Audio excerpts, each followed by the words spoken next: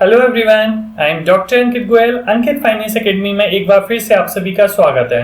दोस्तों, आज बहुत इंपॉर्टेंट टॉपिक पे हम बात करने जा रहे हैं और हम बात करने जा रहे हैं एनबीएफसी की। जी हाँ दोस्तों, काफी बार आपने टर्म सुना होगा एनबीएफसी, और कुछ लोग हमेशा कंफ्यूज भी रहते हैं कि एनबीएफसी और बैंक में क्या डिफरेंस है, क्योंकि एनबीएफसी भी कुछ सिमिलर काम करती हैं जो बैंक करती हैं। तो आज के इस वीडियो में पूरी डिटेल में समझेंगे एनबीएफसी क्या होती हैं, इंडिया में कौन कौन सी टॉप एनबीएफसी हैं, क्या काम होता है, बैंक से किस तरीके से डिफरेंस होती हैं, कौन रेगुलेट करता है, ये सारी बातें इस वीडियो का पार्ट है। तो दोस्तों, इसको स्टार्ट करने से पहले मैं कहूंगा, अगर चैनल सब्सक्राइब नहीं किया है तो आप सब्सक्राइब कर लीजिए और बेल आइकन भी प्रेस कर लीजिए ताकि अपकमिंग वीडियोस मिलते रहेंगे। तो बिना टाइम वेस्ट किए दोस्तों समझते हैं एनबीएफसी। अगर इसकी फुल फॉर्म देखेंगे हम, तो दोस्तों आप देख रहे हैं इसकी फुल फॉर्म होती है नॉन बैंकिंग फाइनेंशियल कंपनी। तो दोस्तों सबसे पहले बात करते हैं इसके वर्ड में कंपनी लगा हुआ है। तो दोस्तों, इंडिया में जब भी कोई बिजनेस रजिस्टर्ड होता है तो उसको बताना होता है कि वो किस कैटेगरी का बिजनेस है। अगर कोई पार्टनरशिप खोल रहा है तो पार्टनरशिप एक्ट में रजिस्टर्ड होगा। इसी तरीके से अगर कोई कंपनी खोलना चाहता है तो उसकी कंपनीज एक्ट में रजिस्ट्रेशन कराना पड़ता है। तो मैं आपको बता देता हूँ, ये जो एनबीएफसी है, नॉन बैंकिंग फाइनेंशियल कंपनी है, ये कंपनी है। तो कंपनी होने के लिए क्या करना पड़ेगा, इसको अपने आप को रजिस्टर्ड कराना पड़ेगा अंडर कंपनीज एक्ट 2013, या पहले कंपनीज एक्ट 1956 चलता था, उसमें कुछ कंपनीज रजिस्टर्ड हुई थी। तो हमें ये समझ में आ गया कि एनबीएफसी एक कंपनी है। अब दोस्तों, इस कंपनी का काम क्या है, इस किसी भी पर्सन ने ये बिजनेस क्यों बनाया है, तो दोस्तों मैं आपको दूसरे पॉइंट में लिख रखा है, ये वो एंटिटीज होती हैं, बिजनेस ऑर्गेनाइजेशन होते हैं जो प्रोवाइड करते हैं सर्टेन बैंक लाइक फैसिलिटीज। यानी कि बैंक जो सर्विसेज देती है, जैसे बैंक क्या सर्विसेज देती है, बैंक लोगों से पैसा लेती है, लोन देती है कुछ लोगों को। तो इस तरीके से बैंक की सिमिलर जो सर्विसेज होती हैं, फाइनेंशियल सर्विसेज होती हैं, ये एंटिटीज भी उन सर्विसेज को प्रोवाइड कराती हैं। तो बट दोस्तों, ये बैंक नहीं होती। अभी मैं आगे आपको बताऊंगा अभी बैंक और एनबीएफसी में क्या डिफरेंस है। तो बैंक जो होते हैं दोस्तों, उनके पास बैंकिंग लाइसेंस होता है जो आरबीआई इशू करता है, पर मैंने यहाँ लिख रखा है they do not hold a banking licence. इनके पास बैंक का लाइसेंस नहीं होता, यानी बैंक्स नहीं होते। दैट इज द रीजन इसके नाम में लिखा हुआ है नॉन बैंकिंग फाइनेंशियल कंपनी, यानी ये वो फाइनेंशियल कंपनीज हैं जो बैंकिंग नहीं है। तो दोस्तों मैं बता देता हूं कि क्या काम करती है एनबीएफसी। पहला मेन काम तो है प्रोवाइडिंग लोन्स एंड एडवांसेस, यानी ये कई लोगों को, कई एंटिटीज को, ऑर्गेनाइजेशंस को अलग अलग कैटेगरी के लोन प्रोवाइड कराती हैं, एडवांसेस प्रोवाइड कराती हैं। और दूसरा ही दोस्तों, ये एक्सेप्ट भी करती हैं डिपॉजिट, पर इसमें कुछ रेस्ट्रिक्शन लगी हुई है डिपॉजिट में, वो मैं आगे वीडियो में बात करूंगा। तो दो मेन काम होते हैं एनबीएफसी के, एक तो लोन प्रोवाइड कराना लोगों को, और दूसरा डिपॉजिट भी एक्सेप्ट करती हैं। अगर कुछ एग्जांपल की बात कर लें तो बहुत सारी कैटेगरी की होती हैं, जिसमें इन्वेस्टमेंट बैंक भी आपकी एनबीएफसी है, मॉर्गेज लेंडर्स भी आपके एनबीएफसी होते हैं, इंश्योरेंस कंपनीज होती हैं, प्राइवेट इक्विटी होते हैं, एक आपके हेज फंड्स होते हैं, ऐसी बहुत सारी कैटेगरीज होती हैं, सब एनबीएफसी में आती हैं। तो अभी हम डिटेल में बात करेंगे इनकी। तो आई होप इस स्लाइड से आपको ये समझ में आ गया कि एनबीएफसी एक कंपनी है और ये बैंक के तरह की कुछ सर्विसेज प्रोवाइड कराती हैं, जैसे लोन्स वगैरह प्रोवाइड कराती हैं अलग कैटेगरी में, और डिपॉजिट एक्सेप्ट करती हैं। अब दोस्तों, जब हमको एक ओवरव्यू समझ में आ चुका है एनबीएफसी के बारे में, तो डिटेल में समझते हैं कि आरबीआई क्या कहती है, कि एनबीएफसी क्या होती है, जिससे आपको एग्जैक्ट क्लियरिटी हो जाएगी। तो देखिए, ये लिखा हुआ है कि एनबीएफसी जो नॉन बैंकिंग फाइनेंशियल कंपनीज हैं, they are engaged in the main business of, इनका मेन काम क्या है दोस्तों, फाइनेंशियल एक्टिविटी। फाइनेंशियल एक्टिविटी की भी बात करेंगे। फाइनेंशियल एक्टिविटी में हम देखते हैं कौन कौन सी एक्टिविटीज आती हैं। दोस्तों सबसे पहला, ये मैं आपको बता चुका हूं, लोन एंड एडवांसेस प्रोवाइड कराती हैं, यानी जिन लोगों को जरूरत होती है, बिजनेस ऑर्गेनाइजेशंस को, कॉर्पोरेट्स को, अलग अलग कैटेगरी के लोन्स एंड एडवांसेस ये प्रोवाइड कराती हैं। दूसरा दोस्तों, जो लीजिंग कंपनीज होती हैं, हायर परचेज कंपनीज होती हैं, इंश्योरेंस बिजनेस होते हैं, चिट बिजनेसेस होते हैं, ये सभी एनबीएफसी होते हैं। यानी ये लोन प्रोवाइड कराते हैं, एडवांसेस प्रोवाइड कराते हैं, लोगों से डिपॉजिट भी लेते हैं, पर दोस्तों ये बैंक नहीं होते। राइट, अभी हम और डिस्कस करेंगे आगे बैंक क्यों नहीं होते। थर्ड दोस्तों, वो ये इन्वेस्ट भी करते हैं, एक्वायर भी करते हैं, शेयर्स, बॉन्ड्स और जितने भी मार्केटेबल सिक्योरिटीज हैं, डिवेंचर्स हैं, गवर्नमेंट के थ्रू जो इशू किए जाते हैं, उनमें भी ये इन्वेस्ट करते हैं। अब दोस्तों, ऊपर मैंने आपको बताया था कि NBFC are engaged mainly in the business of financial activity, यानी ये वो कंपनीज हैं जिनका मेन बिजनेस फाइनेंशियल एक्टिविटी होना चाहिए। अब मेन बिजनेस फाइनेंशियल एक्टिविटी होना चाहिए, कैसे पता लगेगा, क्योंकि काफी ऑर्गेनाइजेशन होती हैं, वो एक से ज्यादा तरीके के काम कर रही होती हैं। तो अगर कोई एक ऐसी ऑर्गेनाइजेशन है जिसका मेन बिजनेस फाइनेंशियल एक्टिविटी नहीं है, तो वो एनबीएफसी की तरह अपने को रजिस्टर्ड नहीं करा सकता। तो कोई भी बिजनेस ऑर्गेनाइजेशन है, हम यहाँ एनबीएफसी की बात कर रहे हैं, एनबीएफसी के रिगार्डिंग आरबीआई ने कह रखा है आपका मेन बिजनेस फाइनेंशियल एक्टिविटी तब माना जाएगा जब आप दो क्राइटेरिया को पूरा कर लेंगे। पहला क्राइटेरिया, आपके पास जितनी टोटल एसेट्स हैं उसमें से 50% से ज्यादा एसेट्स आपकी फाइनेंशियल एसेट्स होनी चाहिए, राइट। अगर 50% से कम आपकी फाइनेंशियल एसेट्स हैं तो आपका मेन बिजनेस फिर फाइनेंशियल एक्टिविटी नहीं माना जाएगा और आप एनबीएफसी नहीं कहला पाएंगे।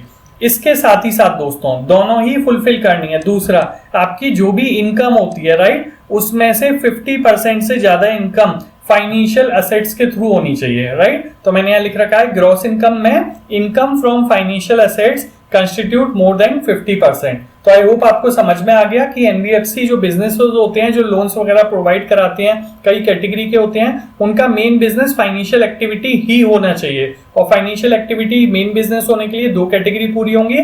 पहला, आपकी जो टोटल एसेट्स हैं उसमें से 50% एसेट्स फाइनेंशियल एसेट्स होनी चाहिए, और जो आपकी ग्रॉस इनकम है उसमें से 50% इनकम फाइनेंशियल एसेट्स के थ्रू आनी चाहिए, राइट। तो आई होप आपको बेसिक समझ में आ गया। अब कुछ लोग कहेंगे कौन सी ऐसे बिजनेसेस हैं जिनकी मेन बिजनेस फाइनेंशियल एक्टिविटी नहीं हो सकता। तो दोस्तों यहाँ मैंने लिख रखा है हु आर नॉट एनबीएफसी, कौन कौन सी नॉन बैंकिंग फाइनेंशियल कंपनीज नहीं हो सकती। तो दोस्तों देखिए, does not include any institution whose principal businesses, यानी कुछ ऐसे बिजनेसेस जिनका प्रिंसिपल बिजनेस क्या है, एग्रीकल्चर एक्टिविटीज या इंडस्ट्रियल एक्टिविटी या purchase of sales of any goods, या वो क्या करते हैं, इमूवेबल प्रॉपर्टी बाय और सेल करते हैं, इनकी सर्विसेज प्रोवाइड कराते हैं। तो दोस्तों इन सारे बिजनेसेस की मेन एक्टिविटी क्या फाइनेंशियल एक्टिविटी है? नो। इनका मेन बिजनेसेस क्या हो गया, एग्रीकल्चर एक्टिविटी, इंडस्ट्रियल करना या गुड्स को बाय सेल करना या इमूवेबल प्रॉपर्टी को बाय सेल करना। तो जब मेन बिजनेस ये है इनका, तो ये एनबीएफसी नहीं कहला सकते। यानी कि मैं एक एग्जांपल दे देता हूं, एक बिजनेस है XYZ, उस XYZ के दो बिजनेसेस हैं, एक बिजनेस तो एग्रीकल्चर एक्टिविटीज है और दूसरा फाइनेंशियल एक्टिविटीज भी कर रहे हैं, पर मेन बिजनेस क्या है, एग्रीकल्चर एक्टिविटी और कुछ फाइनेंशियल एक्टिविटी भी कर रहे हैं। तो ये एनबीएफसी रजिस्टर्ड करा सकते हैं? नो। क्यों नहीं करा सकते? क्योंकि इनका मेन बिजनेस एग्रीकल्चर है, मेन बिजनेस फाइनेंशियल एक्टिविटी नहीं है, राइट। आई होप आपको बहुत क्लियर समझ में आ गया होगा कि मेन बिजनेस कोई भी कंपनी है उसका फाइनेंशियल एक्टिविटी है, और मेन बिजनेस होने के लिए क्या कैटेगरी है, दो ये कैटेगरी बता चुका हूं मैं आपको, दो क्राइटेरिया बता चुका हूं, ये पूरे होंगे। और अगर वो बिजनेसेस में लोन्स एडवांस प्रोवाइड करा रहे हैं या एक्सेप्ट कर रहे हैं टर्म डिपॉजिट वगैरह, तो वो एनबीएफसी की तरह अपने आप को रजिस्टर्ड करा सकते हैं, वो एनबीएफसी कहलाएंगे वो बिजनेस। अब दोस्तों एक कंफ्यूजन हो गया थोड़ा सा कि बैंक्स भी ये काम कर रही हैं और एनबीएफसी भी ये काम कर रहे हैं, तो डिफरेंस कहाँ है? तो दोस्तों ये स्लाइड एग्जैक्टली मैं डिफरेंस समझाने के लिए आपको बताया है कि what is the difference between NBFC and bank. तो देखिए, बैंक के केस में क्या होता है, बैंक एक डिमांड डिपॉजिट और टर्म डिपॉजिट दोनों ही ले सकते हैं। यानी डिमांड डिपॉजिट क्या होता है कि जब पब्लिक आपसे जब चाहे जब पैसा मांग ले और जब चाहे जब डिपॉजिट कर दे, और टर्म डिपॉजिट क्या होता है, एक टाइम के लिए फिक्स हो जाता है कि मैंने आपसे 3 साल के लिए या 5 साल के लिए बैंक में पैसा जमा कर दिया, अब मैं उससे पहले नहीं मांग सकता। तो बैंक तो डिमांड डिपॉजिट और टर्म डिपॉजिट दोनों ही ले सकती है पब्लिक से, पर एनबीएफसी केवल टर्म डिपॉजिट ले सकती है दोस्तों। They can not accept the demand deposit, यानी वो ऐसा नहीं कर सकते कि कभी भी पब्लिक से पैसा ले लें, जमा कर दें और जब पब्लिक मांग रही है कभी भी उनको दे दें। तो they can not accept demand deposit, this is one of the main difference. दूसरा, एनबीएफसी कभी भी चेक इशू नहीं कर सकते। रीजन बीइंग मैंने आपको बताया भी, वो एक फिक्स टाइम के लिए पैसा देते हैं, उससे पहले नहीं मांग सकते। तो that is the reason NBFC can not issue cheque. But in the case of bank we know कि बैंक हमें चेकबुक इशू करती है, जिसके थ्रू हम कभी भी किसी को पेमेंट कर सकते हैं, मनी विड्रॉ कर सकते हैं। तीसरा सबसे इंपॉर्टेंट पॉइंट दोस्तों, आपको पता होगा कि बैंक में जितना भी आपका पैसा डिपॉजिट है उसका इंश्योरेंस हो रहा है कि अगर कोई बैंक अब सपोज कर लीजिए डूब जाती है, इंसॉल्वेंट हो जाती है, तो बैंक के केस में 5 लाख तक का इंश्योरेंस होता है, राइट। इसका मैंने पूरा एक वीडियो बना रखा है दोस्तों, बैंक का कितना इंश्योरेंस होता है, अगर बैंक कोई डूब गई तो आपको कैसे पैसे मिलेगा, आप नीचे डिस्क्रिप्शन में वो वीडियो देख सकते हैं। पर दोस्तों एनबीएफसी के केस में ऐसा कुछ भी नहीं होता। मैं आपको बता देता हूं, बैंक में जो इंश्योरेंस करती है वो कंपनी होती है DICGC, जो ये इंश्योरेंस करती है डिपोजिटर्स का फ्री ऑफ कॉस्ट, यानी डिपोजिटर से पैसा नहीं लेती, प्रीमियम का जो पैसा है वो बैंक देती है। पर अगर एनबीएफसी के केस में आपने कोई मनी डिपॉजिट किया है तो आपका कोई भी इंश्योरेंस नहीं हो रहा किसी भी ऑर्गेनाइजेशन की तरफ से। और फोर्थ दोस्तों, एनबीएफसी में मेंटेन नहीं करने पड़ते रिजर्व रेशियो, जैसे CRR है, SLR है और बहुत सारे रेशियोज होते हैं जो आरबीआई बताती है बैंक्स को मेंटेन करने होते हैं अपने पास, राइट। यानी वो पैसा रखते हैं और आरबीआई को देते हैं, आरबीआई के पास वो पैसा मेंटेन रहता है। पर एनबीएफसी के केस में इनको कोई भी ऐसे रूल्स रेगुलेशन फॉलो नहीं करने पड़ते।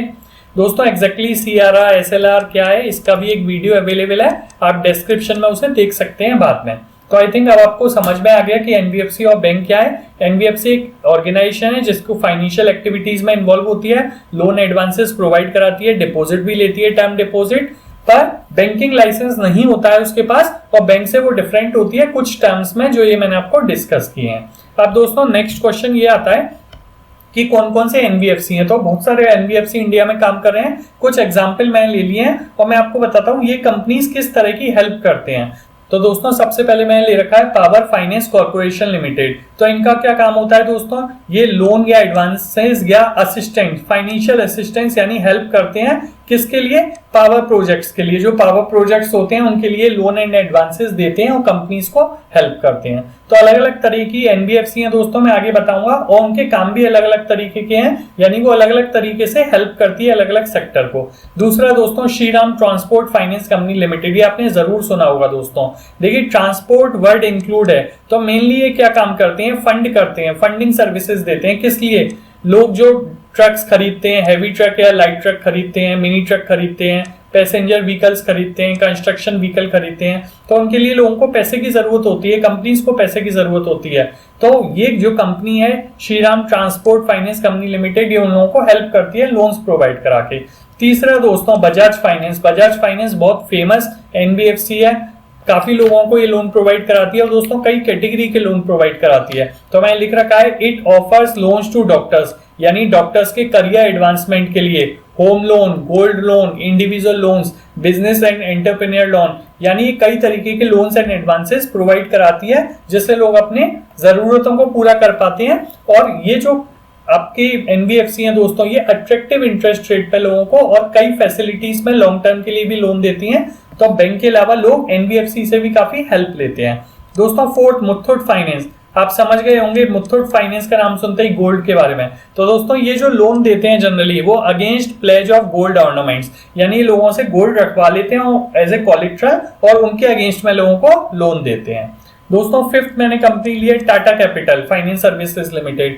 टाटा हर सेक्टर में इन्वॉल्व है, फाइनेंशियल सर्विसेज में भी। तो दोस्तों ये जो लोन देते हैं, ये देते हैं नीड्स पूरा करने के लिए, रिटेल्स के लिए, कॉर्पोरेट के लिए, इंस्टीट्यूशनल कस्टमर, सारे ही तरह के जो बिजनेसेस है उनके लिए। तो आपने देखा होगा कि अलग अलग कंपनी अलग अलग कैटेगरी के लोन प्रोवाइड करा रही है, एडवांसेस दे रही है।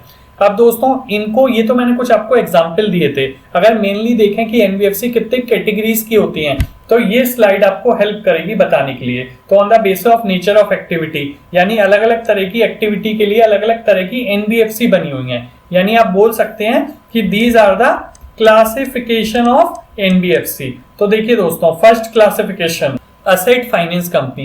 तो दोस्तों ये वो एनबीएफसी होती हैं जो लोगों को असेट फाइनेंस करने में, जो बिजनेसेस होते हैं इक्विपमेंट खरीदते हैं, मशीन्स खरीदते हैं, उन बिजनेसेस में ये असेट्स को फाइनेंस करने के लिए हेल्प करती है, लोन एंड एडवांसेस प्रोवाइड कराती है।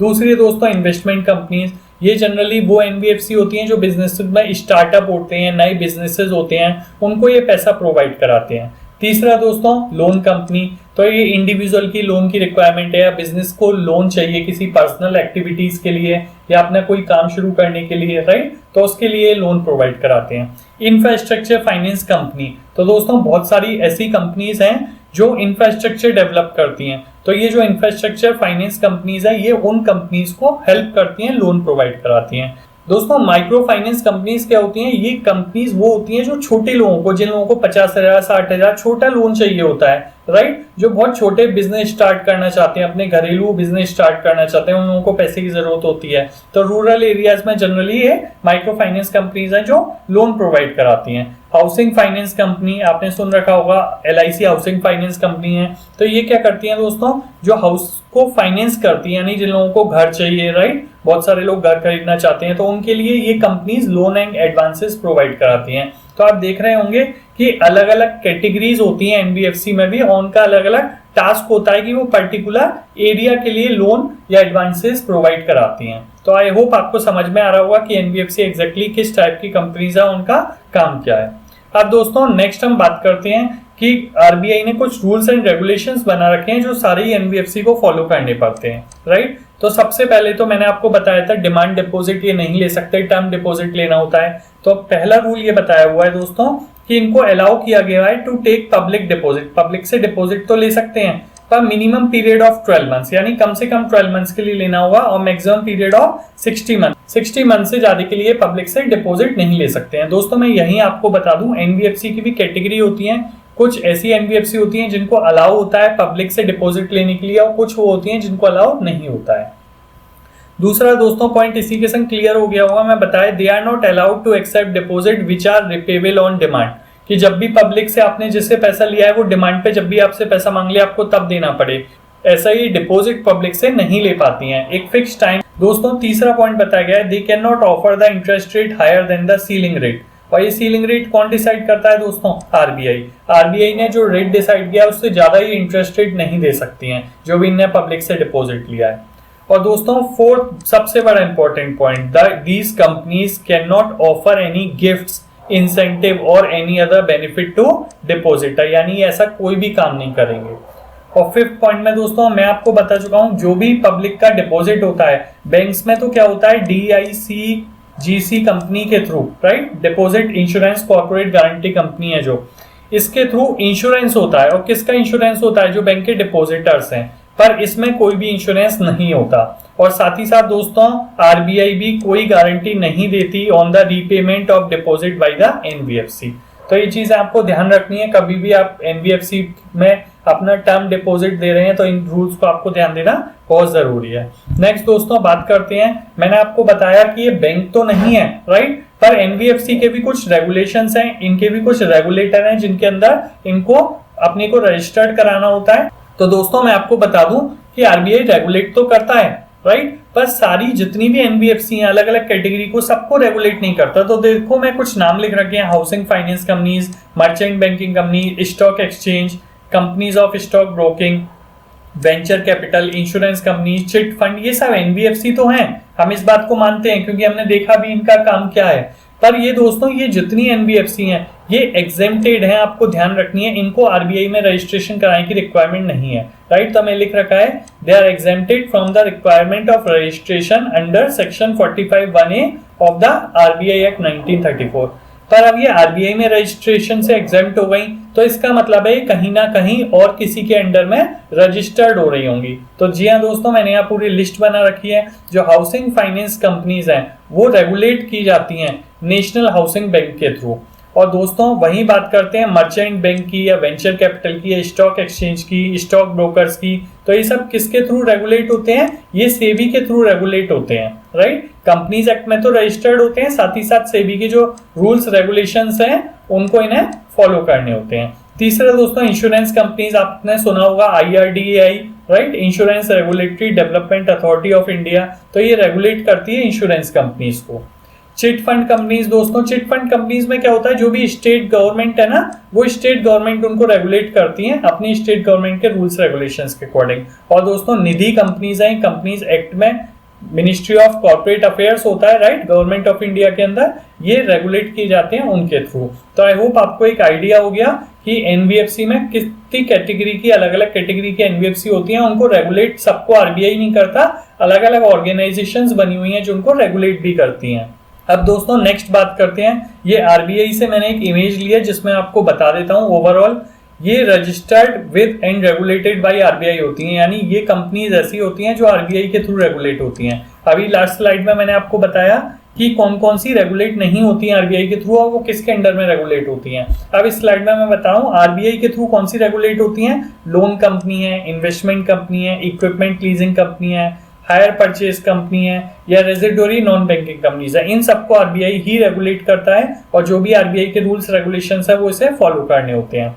दोस्तों जो सेकंड कैटेगरी है ये आरबीआई से तो रजिस्टर्ड नहीं होती, पर आरबीआई जो भी रूल्स रेगुलेशंस बनाता है वो इनको फॉलो करने होते हैं। इसमें कौन कौन सी कंपनीज आती हैं? पहली म्यूचुअल बेनिफिट फाइनेंस कंपनीज आती हैं, दूसरी आपकी म्यूचुअल बेनिफिट कंपनीज पोटेंशियल निधीज आ गई, और तीसरी मिसलिनियस नॉन बैंकिंग कंपनीज आ गई जैसे चिट फंड वगैरह। वो स्टेट गवर्नमेंट के थ्रू तो आएंगे पर आरबीआई के अंडर रेगुलेट नहीं हो रहे हैं, पर आरबीआई जो रूल्स रेगुलेशंस बना रहा है उनको इन्हें फॉलो करने होंगे। और तीसरी कैटेगरी में वो बता चुका जो आरबीआई के अंडर में नहीं आते, जो मैं आपको लास्ट स्लाइड में बताया, जैसे इंश्योरेंस कंपनीज हैं, ये IRDAI के थ्रू रेगुलेट होते हैं, स्टॉक एक्सचेंज है ये सेबी के थ्रू होते हैं, राइट। तो मैं आपको बता चुका हूँ ये किस तरीके से रेगुलेट होते हैं। तो दोस्तों ओवरऑल अगर समराइज कहूँ तो मैं ये कह सकता हूँ non banking financial companies are not exactly having a banking license but they are doing the similar activities banking type, जैसे लोन्स एंड एडवांसेस प्रोवाइड कराने या पब्लिक से डिपॉजिट भी ले सकती हैं, टर्म डिपॉजिट। और अलग अलग कैटेगरीज हैं नॉन बैंकिंग फाइनेंशियल कंपनीज में